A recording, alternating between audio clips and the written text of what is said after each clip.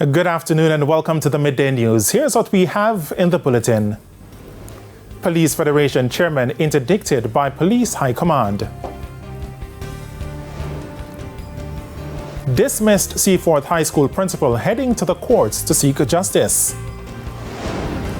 And later in sports, African team creates stunning upset at FIFA Women's World Cup. Thank you for joining us. I'm Shane Masters and here are the details. We begin with news that Chairman of the Police Federation, Corporal Rowan James, has been interdicted by the Police High Command. The action was taken against him following remarks he made at a recent funeral. The details in this report.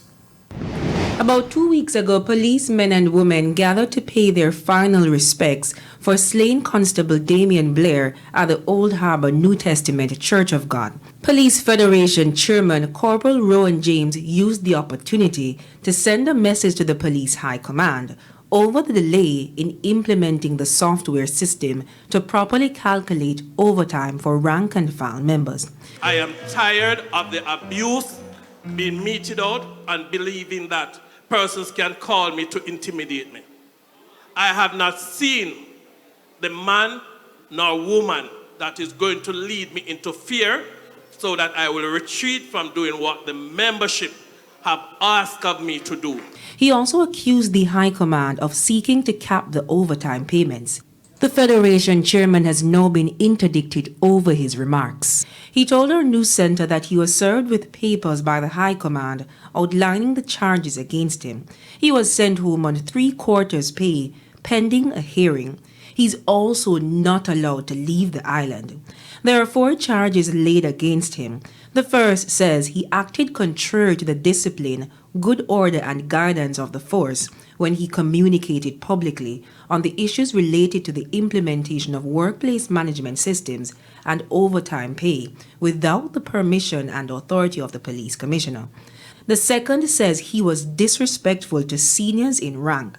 The other speaks to the high level of media interest which followed his comments, and lastly, it was felt he discredited the force when he said, quote, "The Federation is not going to be muzzled, intimidated, nor bamboozled." When we spoke to Corporal James, he said he will continue to lobby for the rank and file members to be properly compensated for fighting crime and violence on the island. Jamila Maitland, TVJ News. Meanwhile, attorney representing Corporal James, Bert Samuel, says the team of lawyers are perusing the documents which were served on the Police Federation chairman. I can tell you this, if there is an action to be brought, it will be brought within at least another 2 days. Because, and this is an opportunity for us to speak on behalf of the entire police force, the chairman has asked that I ask the membership, the police who are out there doing their duty to protect and serve, that they may have been hurt by his seeking to represent them vibrantly, but he's asking for calm and that they should continue to serve and they should not be restive, do their job, because like them, he expects his attorneys to do their job and seek justice on behalf not just of the chairman who spoke for the police officers of this country, but for justice and for the protection of this nation. To another developing story, principal of the Seaforth High School, Calbert Thomas, is taking his fight for his reinstatement to the courts. Mr. Thomas and this school's bursar Noel Williamson were sent on leave earlier this year after an investigation by the Education Ministry uncovered a number of financial irregularities at the school. News emerged yesterday that Mr. Williamson will be reinstated come September after the investigation concluded no financial irregularities were found at the school. Our news center has learned, however, that Mr. Thomas has been dismissed. Teachers have since written to Chairman of the school board, Dean Jones, demanding that the reason for Mr. Thomas's dismissal be made public. Mr. Thomas, in an interview with our news center, says his dismissal will not be taken lightly.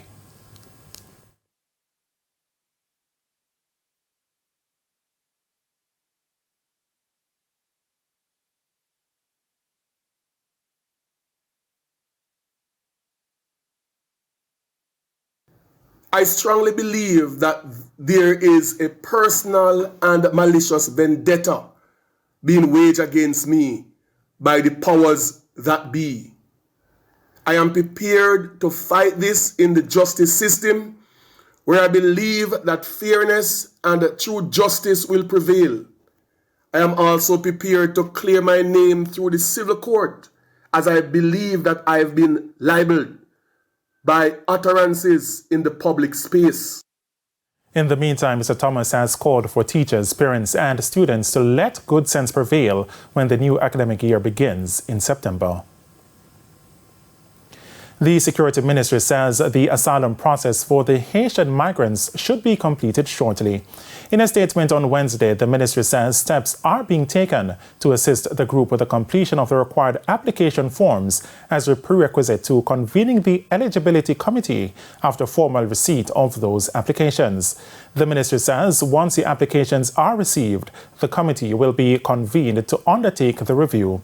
The Attorney General's chambers will be involved in reviewing the applications, along with representatives from the Justice and Foreign Affairs ministries. Upon completion of the review, the ministry says a recommendation will be submitted to the Permanent Secretary in the National Security Ministry, who will consider the findings of the committee and make a decision in keeping with the options articulated in the refugee policy. The ministry says the decision is to be communicated to the applicants in writing within 10 working days of the decision. State Minister with responsibility for cadets, Juliet Cuthbert-Flynn, says there are plans to expand the National Cadet Corps in schools across the island. She believes the national program is a good way to steer youths in the right direction from an early age. The details in this report from Karen Simpson. Earlier this year, the Jamaica Constabulary Force JCF Community Safety and Security Branch said it would use a youth-centered community approach to fighting crime. That strategy is through the Jamaica Combined Cadet Force. State Minister in the Ministry of National Security, Juliet Cuthbert-Flynn, stressed the importance. When you look at our youths now and what is happening in society, I really believe that the Cadet Corps is a good way to really get our youths involved in something that is good and wholesome, and to really bring structure back into society. She says programs like the Cadet Summer Camp is part of a targeted approach. We're going to be targeting some areas, looking to focus on some areas probably in the Westmoreland area to really get those schools involved in cadet. I think we're pretty much saturated in Kingston and St. Andrew, but we want to make sure that that we get out there in the wider part of Jamaica. She says the youngsters will be able to secure a job after the program. It's what you can become even after a cadet. With the JDF, you have the fire brigade and the different, things that you can get involved with as far as jobs. In the meantime, there's a call for more adult volunteers to come forward in offering their time and skills in the national program. Kerry Simpson, TVJ News. And Minister Cuthbert-Flynn says following a tour of Jamaica's juvenile and remand centers, she is pleased with at least 2 of the detention centers. When you look at the structure, when you look at the skills training, when you look at the different programs to prevent persons from reoffending, I think we're doing a good job so far. There's some minor structural things, changes that need to be made, I believe, and I've, had my input, and I think those are, as I said, they're minor changes that should be made, and we will be working on those. And it's time for a break here on the Midday News, but stay with us, more stories when we return.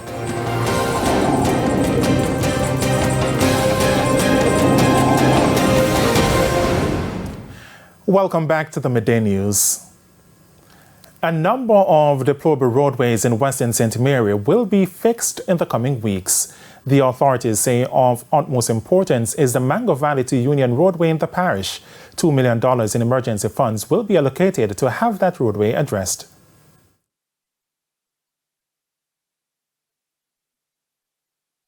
We have the Unstone Road, another $10 million for emergency patching. Woodside, $15 million. Barclays Town, $10 million. And Windsor Castle to Pembroke, another $15 million as emergency funds to be released right away. Works Minister Everald Warmington has also ordered the National Works Agency, NWA, to scope at least 3 breakaways in Greenwood in the constituency. Member of Parliament for Western St. Mary, Robert Montague, has welcomed the announcements. We have a serious road problem in Western St. Mary, and we are working slowly to correct them. As the economy grows and gets better, we will be able to address them. But one of the things we are doing in Western St. Mary is that as we work on a road, we deal with the drainage. Because no matter how best you fix the road, if you don't fix the drainage problem, it's not going to be long-lasting. And we want it to be long-lasting. One government lawmaker is demanding better justice for the victims of crimes, especially children. Kamina Johnson-Smith said that the concurrent sentencing rules are allowing some criminals to get away with very little prison time. More in this report from Dwayne Anderson. Not tough enough.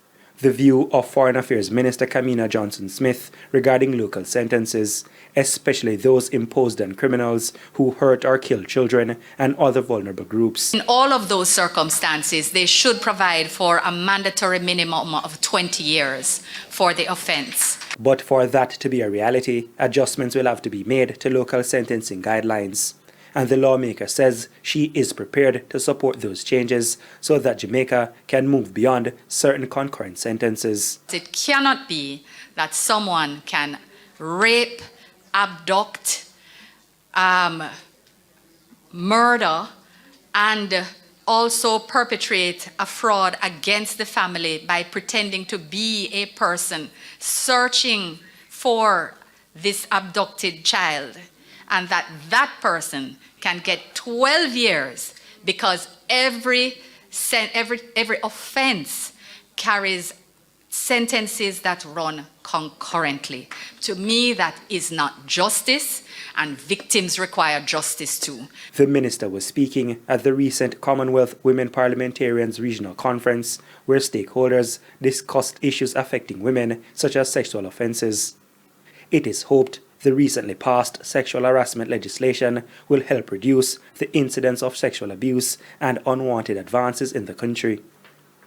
But lawmakers say they are not stopping there. We will be ensuring there is an offense of stalking so that women are protected outside, again, of relationships. If you are harassed by a stalker, that offense does not exist. And it needs to exist within the Offences Against the Persons Act so that the Cybercrimes Act can criminalize it. Dwayne Anderson, TVJ News. And it's now time for the Business Minute. A new Bank of Jamaica survey has revealed that businesses expect inflation to hit 8.2% by the end of the year.